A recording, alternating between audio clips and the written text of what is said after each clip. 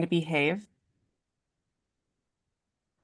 All right, share screen.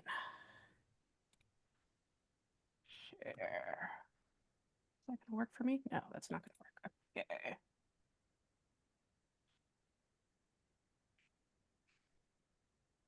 All right, I'm not gonna be able to see your questions, but otherwise I'm gonna just keep going ahead if everything behaves.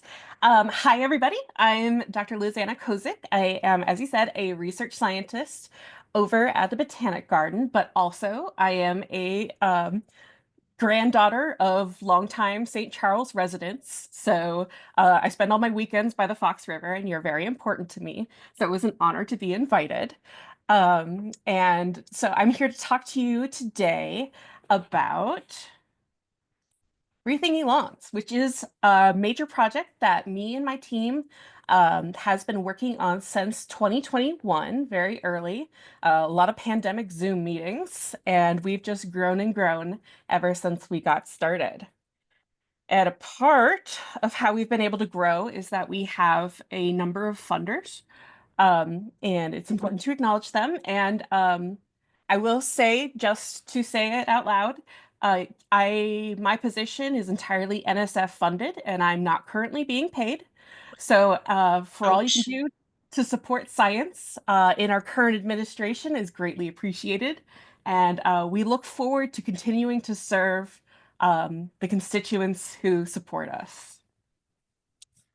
So this is our team. We are four people.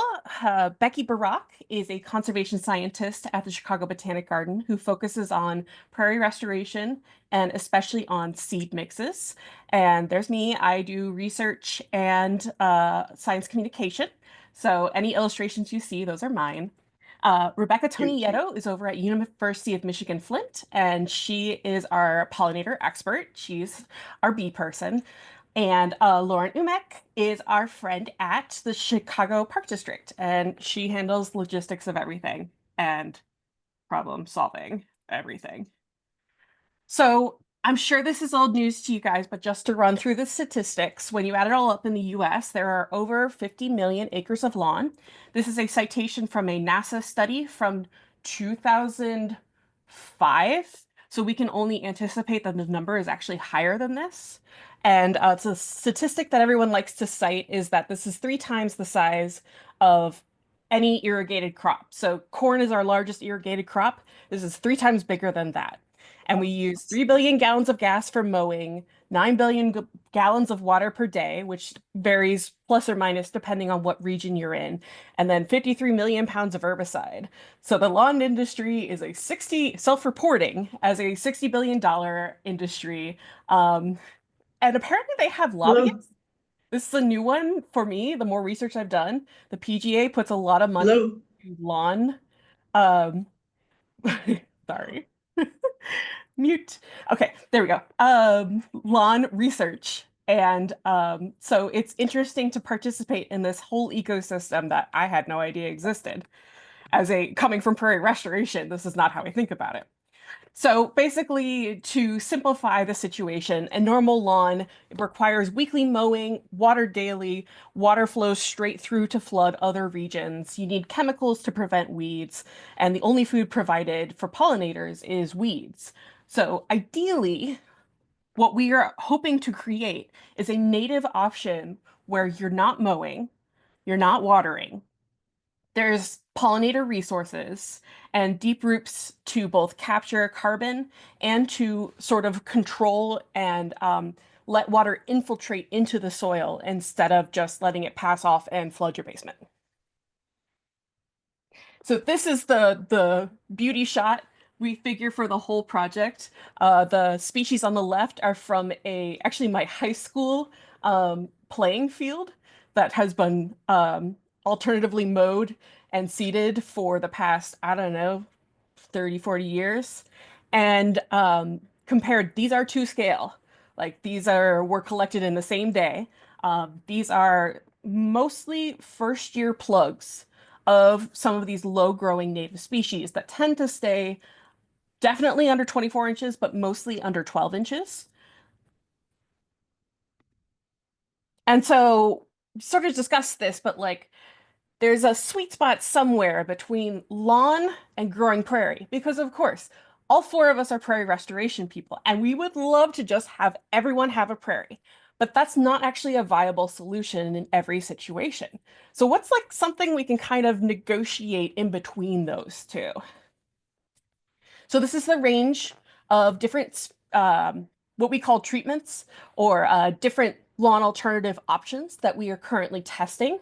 We've got things that are non-native, things that are native, and in comparison, we have a full short prairie to see if the benefits we're producing are the same, better, or worse than if you did just have a prairie. Admit. And here's some of our sites. And our lovely, we have a lot of grad students and they are fantastic. They spend a lot of time staring at plants, watching bugs. It's great. I'm so glad we have them. I don't want to do that. So, in order to test this all out, we have a number of experimental sites all over the city of Chicago. And this is our baby. This was our first one. So, in 2015, my friend Lauren, who I mentioned, was faced with a problem. Jackson Park is a historic Olmsted design. So it's like a very famous, it's like the first native plant garden in the city of Chicago. And they have cultural resource people who are in charge of maintaining this historical accuracy.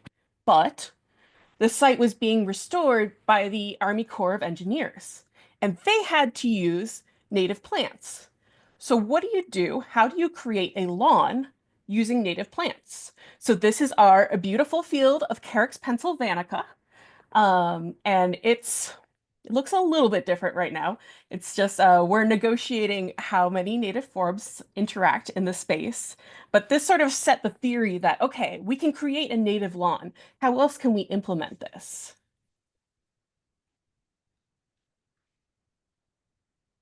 Additionally, we've created a number of plots across the city in order to test small samples of these different sites. So Uptown Coastal Natural Area is our big baby for testing different grass types. And Marquette Park, we have a number of different sampling things. Same at Horner Park and the Chicago Botanic Garden. So here's your image on your left. This is how all of these sites start out. And here's how it looks now. So this is 2 years later, and it has completely filled out from these tiny little plugs to these very dense and lovely sites. Additionally, we just put in a piece at the Adler Planetarium. We're very excited. We have more future opportunities to work at the museum campus and find very prominent public-facing sites where we can demonstrate how this can work out. Additionally, our grad students are hard at work in the greenhouse running different experiments to try and get more answers for how we can best do this and how we can best educate the public to do this. So we have a lot of implementation questions because like, how do you do this? And how do you do it where it doesn't cost so much money? One of the questions that people always ask is what is actually the best way to remove an initial lawn? And these depict solarization, where you cover the lawn and leave it ugly for a long time so that the sun bakes the ground and kills the grass that way. Or you herbicide it, which is honestly the method we have found to be most effective. Or you can do sod removal with turf cutters. Haven't tried that one yet. So one of our questions is what starting base works best. So this is all dead grass that's been mowed completely to the ground, herbicided, left to sit for 2 weeks, herbicided, mowed to the, and then, sorry, my phone's misbehaving. And then we planted into it in the hopes that we have killed off the majority of the weed seed bank. Additionally, there's this theory that seeds are sometimes cheaper, or it's an initial investment that seems cheaper than investing in plugs like these. So these actually grown plants that have been started versus starting from seeds. But the reality that we've been confronting a lot is that seeds are unreliable, and especially in lawn situations, people have a lower tolerance for things looking ugly and weedy. And seeds, kind of by definition, involve 3 years of looking kind of ugly and kind of weedy. So we've actually found that seeds, at least for now, have not provided a reliable solution for this project. Additionally, we've been working, so there are conventional gardening landscape um, processes for how closely you space plants together. And we have found that actually, because we need this early initial good looking appearance, we plant things closer together in order to both combat weeds and create a more coherent visual.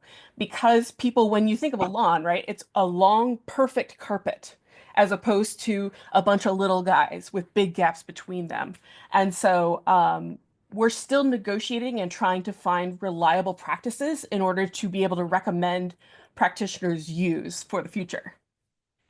Like this site, unfortunately, things are really close together in this photograph.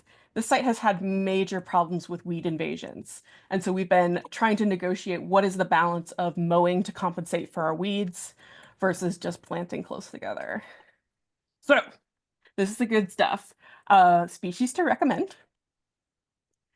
First off, I have to talk about this because this is what the public is talking about. Growing weeds on purpose. I'm sure you've heard of No Mow May, and if you haven't, basically the theory is because bumblebee queens are foraging at the beginning of the season, it should be the right thing to do to provide more food in May to support bumblebee queens as they establish their colonies and what have you. And so people in some communities leave their lawns to grow out to then provide flowers to then feed the queens. We're having mixed results with that, but that's not this talk.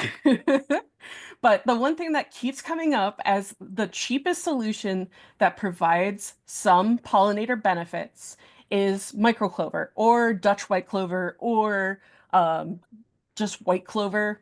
Um, what the benefit of clover is that it's cheap and it takes very little labor to introduce to a landscape. It is successful just overseeding into existing lawn. And so this creates a pretty consistent coverage for like spring to fall. And in the winter, it tends to die back, but that's okay because you have a baseline of your lawn underneath it. It's our native bee person, especially Becky T, she is very frustrated that this has been the solution for everything because microclover is a great supporter for honeybees. That is not the same as being a great supporter for native bees. Some native bees are generalists, even including our rusty patch bumblebee, and rusty patch bumblebees will use Dutch clover. Okay, but it would be nice if we could use something that supports more of our native pollinators. Additionally, you have tapestry lawns, which tend to be happening in the United Kingdom, which are using these weeds in basically patches or mosaics to build up spaces. And bee lawns are the same thing, but this is coming from the University of Minnesota Bee Lab. So if you're interested in pursuing this, I would look up the University of Minnesota Bee Lab. They sell seed mixes. This is a mix of a couple fine fescues, white clover, self-heal, and creeping thyme. And again, it supports honeybees best, but they have documented that some generalist native bees will use it too. Okay, so if you've been on Prairie Moon, or if you've otherwise talked about turf grass solutions. I don't know. I don't have a normal reference anymore about what normal people talk about with regards to grass because I spend so much time doing it. But ecograss is something that in that community comes up a lot.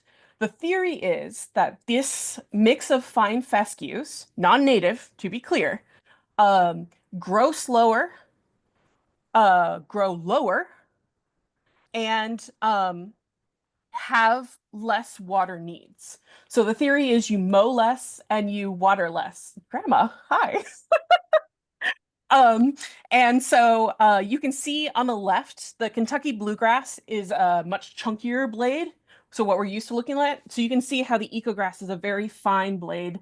And actually, honestly, I hate to say this as a native plant advocate, in our greenhouse studies, ecograss has fantastic roots. It has the fastest growing, deepest growing roots of any of the species we've looked at in the greenhouse, including our native grasses. So, as native plants people, we're like, what's going on there? I guess it's good. So, if you're looking to maintain a standard lawn, but maybe reduce some of your inputs, ecograss is a viable option. So, additionally, we have tested many, many different graminoids and especially different sedges or carex. You can see this is just one of our sites looking at winter versus, um, I want to call that early summer photographs. And I will be happy to share species lists with you guys after the fact, so don't feel rushed to write everything down. The star of the show that everyone loves to talk about is Carex pennsylvanica. It is something that is reliably available even on the customer market, like at standard nurseries. So it has seen a lot of proliferation. Part of this is due is that there's customer demand. So whether this is actually the best sedge or if it's the sedge that had the fastest, best marketing, not clearly resolved. But you can see on the left that it it stays short, but it does that by sort of flopping over and occupying space that way. It is a different look than a standard lawn, and some people might look at that and say, "Who hasn't mown their lawn?" as opposed to recognizing it as a native species. So we're interested in continuing to interact with different stakeholders to see how they feel about it. There are other sedges. This is Carex radiata, which is a much finer, like very, very skinny blades, which is very sweet and also starting to enter the customer market in our region. Carex molesta has that name. It just means annoying because it spreads readily by seed, cheap seed, reliable, stays greener longer than grass, and the only thing is that it gets to be about 12 inches tall and it's sturdy enough that it doesn't flop. So we have mixed feelings about this species. Carex blanda is a charmer. It's a little bit, it's like double the width of a standard Kentucky bluegrass blade. Um, and it does really well from seed. We've been surprised how much we love it. It tends to retain green color pretty deep into winter, and that is one of the charming aspects of the semi-evergreen, they call it, sedges. And field rush is very fine, um, but it stays green year round. I don't know, and it takes a lot of abuse. Even in our sites that we haven't have horrible soil, have never watered, and haven't taken care of in 4 years, still have great path rush growing everywhere. So it's a hardy species. Additionally, we've been looking at combining these different species to create this sort of mishmash of different textures of grasses. And then the other big thing that takes up a lot of our time is mixing forbs and graminoids to create these sort of meta-like experiences. One species I can always recommend, wild petunia. It spreads really well on its own. It tends to be under 12 inches, tends to flower about 8 inches-ish, 8 to 5 inches. And the only downside with this adorable cutie is that it has no winter presence. And so this is a challenge because we're used to having, where we have lawns, we never have bare dirt in the winter. We just have sort of bad looking grass. And so when we're looking at these native species, we are picking species that can maintain some sort of cover over the winter so that people don't have bare mud patches for their lawns. One charmer, wild strawberry, is a contentious choice. It's, let's say, rigorous, emphatic, um, determined. It is a species that will stick around forever and will take over space very quickly. I will say it's not a great neighbor, but it can form really wonderful monocultures and takes care of itself very well. The one, the photo on the right is some wild strawberry that was herbicided twice and mown twice and still putting out leaves in the middle of winter. It's like, oh, okay. If you have a space that you just don't want to deal with and you want it to just take care of itself, it's possible that wild strawberry is actually a wonderful solution. But if you want to have a mixed place or you're really close to a neighboring property, maybe not always the best solution. So Antenaria, Plantagnifolia or neglecta. It's also called pussy toes. It is a prairie native and it's very sweet and cute. It forms little rosettes that expand and expand and expand as it grows. For like 2 weeks in the spring, it has this middle photograph where you can see they have little flowers that poke up, but then they disappear. And what you end up with most of the year is a solid ground cover of these just really nice, soft, like velvety leaves. And in winter, it tends to go this sort of red gray, but it doesn't disappear. It sticks around. So we like it. It's a favorite. Prairie smoke is it grows in a dense basal rosette. So it's just one circular plant. It's not going to go anywhere and expand the way that the pussy toes do. But it stays present year round. It blooms as early as late February, depending on the year, and can even maintain its greenness all through winter. It depends on the season, depends on how the weather's doing. But at the very least, it maintains red leaves through in its location year round. So that's been pretty attractive. Nutting wild onion is a classic bulb. It is reliable. Even in our worst sites, it still sticks around because that bulb can take care of itself. So it doesn't expand, but it does get wider and wider and wider as it matures. Additionally, in the winter, you can see it maintains this green, grassy thing that just looks like normal grass, except it's bright green in the middle of winter. Um, you get used to it, or always you can pinch it and it smells like an onion, so it's easy to ID. Jacob's ladder is a really funny one. It is a spring bloomer and produces a ton of flower heads, great pollinator resource. And as you can see in the photo on the right, even in like January, it will put out new leaves. It's such a funny plant. I don't understand the logic behind it, but it even in the winter it produces smaller leaves, but it is still producing life and maintaining a nice presence on your landscape in the dead of winter. Oh, so Silky Aster is one of my favorites. Most asters get like hip or shoulder tall. This baby stays about, what would you call that? Like 8 inches? Because what it does is it grows and it arches. So even when it's in full bloom, it does not get very tall, produces a ton of flower heads, and wonderfully in the winter. And every year these get bigger and bigger. They form these wonderful rosettes of these silky, silky, like velvety leaves that have a really nice presence on the landscape. The classic recommendation, butterfly weed is your shortest milkweed. So if you want to support your monarchs, this is the one to go for. The alternative we have found is world milkweed because it tends to be like 10, 12 inches, so a little tall, but it's very fine. It's very delicate. So it's not occupying a very heavy visual space where it feels like there's a lot of stuff in your landscape. It still feels very non-obtrusive. And it's a cute one. Look how cute that is.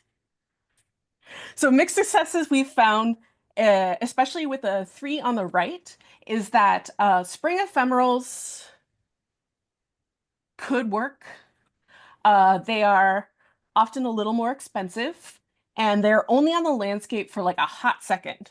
And so while one of my favorite lawns in the world is a lawn filled with spring beauties, the one on the far right, they're only there very briefly, and it's a lot of trouble to put them in.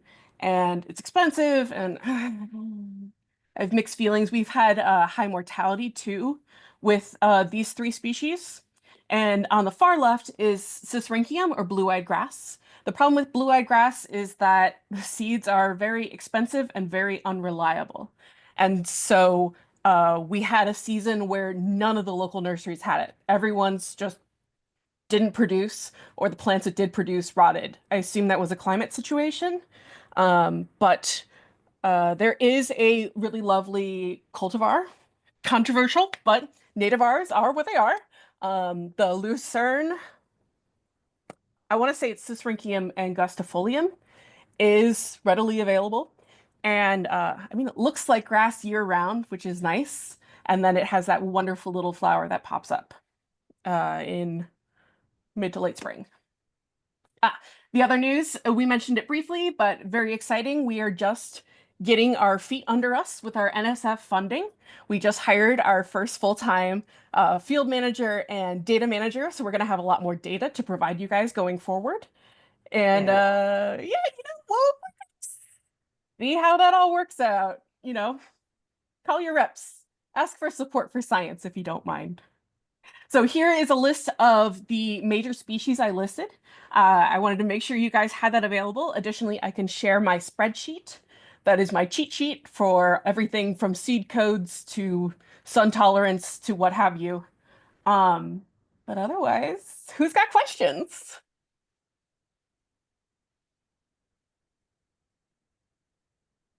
Let's see. I'm pulling up Hey, chat. Liz, there were some questions in the chat box, so maybe I'll start with going through some of those. One question was, has your project tried or considered steam weeding as an option rather than herbicide to remove turf lawns? That is not something we have tried. I actually have never heard of that, and now I'm gonna go look that up. That sounds great. Um, okay, looking at our questions, where does the project source plugs? So most of our work is done through Stantec, which is the Chicago Park District's contractor for all of their restoration work. Stantec runs a nursery that is based in Walkerton, Indiana. Yeah, Walkerton, Indiana. Yep. They are a fantastic resource. They will take orders from private citizens. I've been able to order things for my home garden. They've got pretty good rates. And what's wonderful is if Stantec doesn't have it, they are the guys who will source it from Pizzo or Midwest ground covers or whatever else native nurseries in the area that are wholesale only. So Stantec is a great way to get access to that network if you are a private individual or a small organization. Search for Stantec Native Nursery, and that should bring it up for you. Their website is pretty thorough. It's great. Yeah, it is actually the nursery that used to be JF New, and then it was Cardinal, now it is Stantec. They're great. We work with them a lot. What is the type of fencing used at the Adler Planetarium photo? That's a great question. And if I don't have an answer for you in detail, I don't know. I can ask the contractor who was in charge of picking that fence, and I can hook you guys up. I'm sure it's something that's at the very least wholesale available. I can't promise that it's publicly available, but that does look. Do you guys recognize this? Anyone? It looks good. It does look good. I can't tell exactly what it is. Yeah. Let's see. Tapestry lawns look beautiful. Yes, I highly recommend Googling tapestry lawns. While they are entirely non-native to us, the theory of the planting is really wonderful.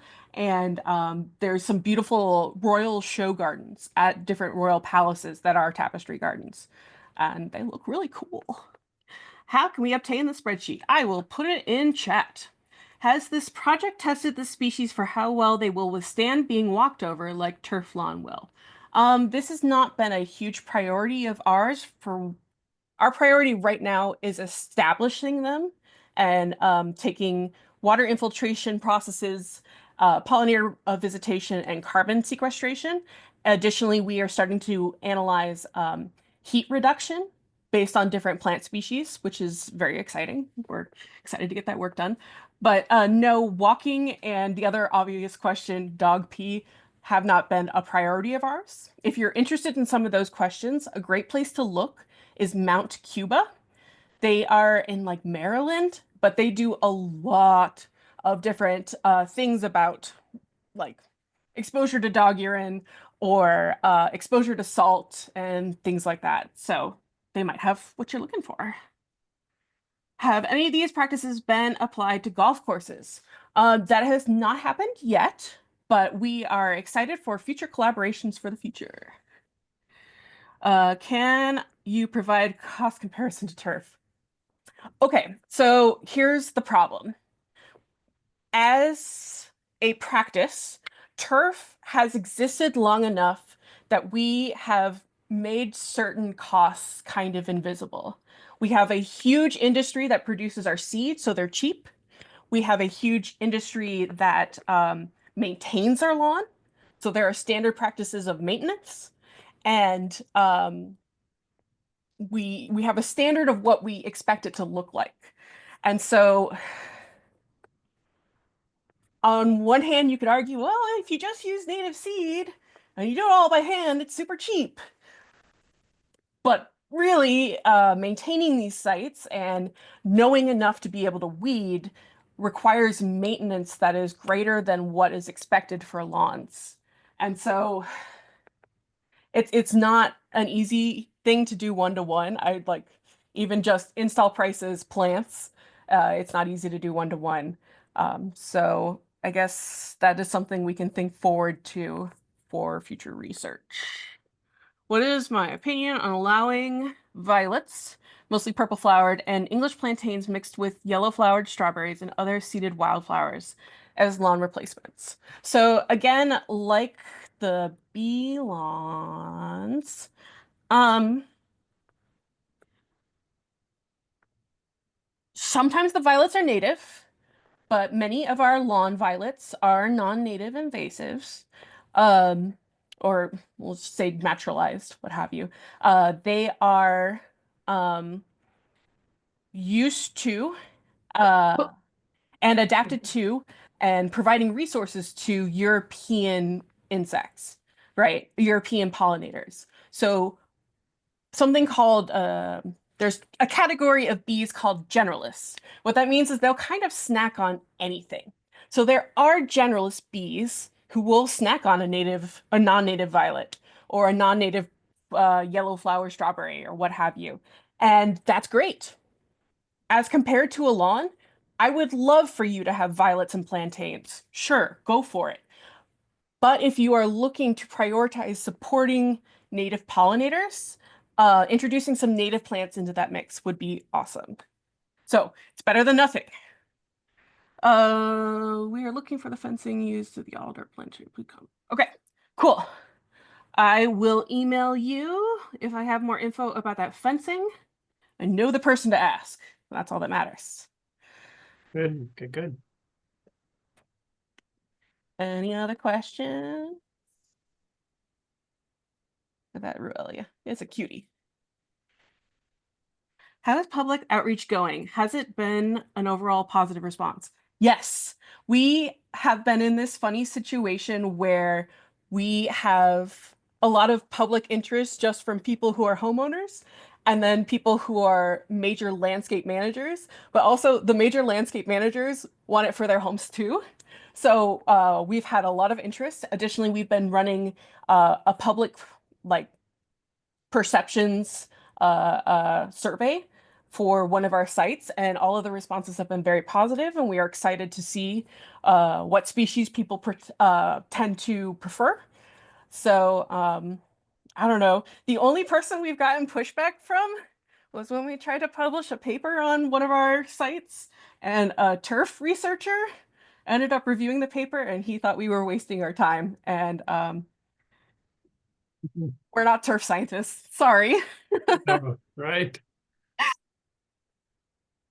Who raised their hand? I saw somebody. Yeah, Hannah, did you have another question you wanted to ask? I just wanted to say thank you for hosting this session. This has been super informative, and Liz, you've been very thorough, so thank you. I hope it's a good thorough. Yes, Yep, yes, definitely. nope, all good. Yeah, and hopefully we can revisit the topic maybe a couple years down the road when you have some more results.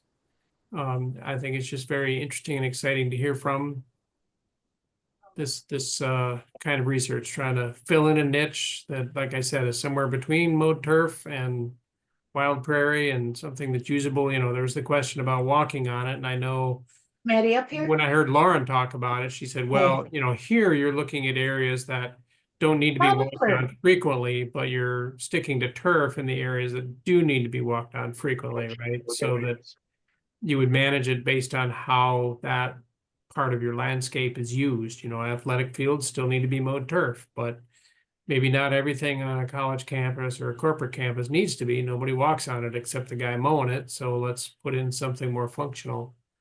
And so I think that's the exciting part of this. So we'll hope to hear more from your team down the road. And I did forget to ask, is it okay if we post this on our FREP webpage Please do. for folks to access? I've gotten stuck in DM for some reason. I am trying to post the link to the spreadsheet. Meeting group chat. There we go. This is my magic spreadsheet. Please feel free. You shouldn't have editing privileges, but it's got some goodies, including looking at how much seeds cost per species and bloom periods as per Wilhelm and Ray Ricka's Flora of the Chicago region. I don't know. Right. I will also paste my email in the chat so that you have that. Kozik at chicagobotanic.org. Feel free to send me questions. All right, fantastic. Any other questions anyone wants to put in? Otherwise, thank you all, and thanks, Liz, for joining us. Thanks for having me. And yeah, we'll hope to hear more in the future. Awesome.